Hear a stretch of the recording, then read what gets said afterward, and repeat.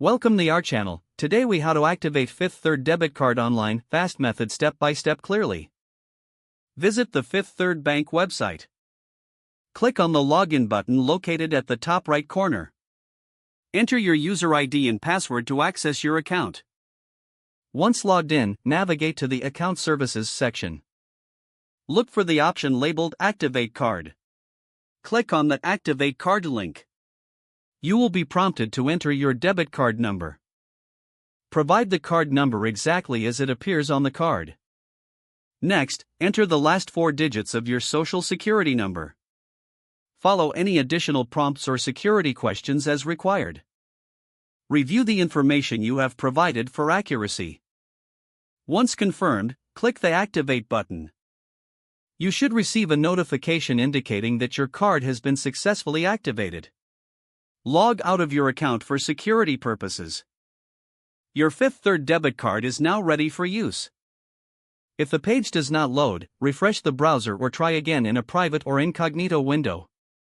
Make sure you are using the correct email address, then retype it carefully to avoid small typos. If your password is not accepted, use the reset option and create a new strong password you can remember.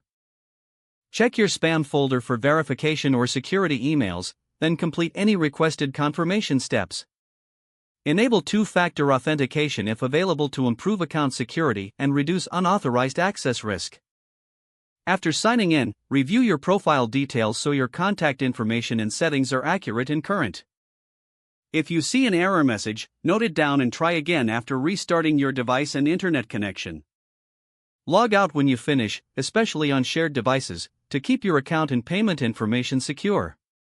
If the page does not load, refresh the browser or try again in a private or incognito window. Make sure you are using the correct email address, then retype it carefully to avoid small typos.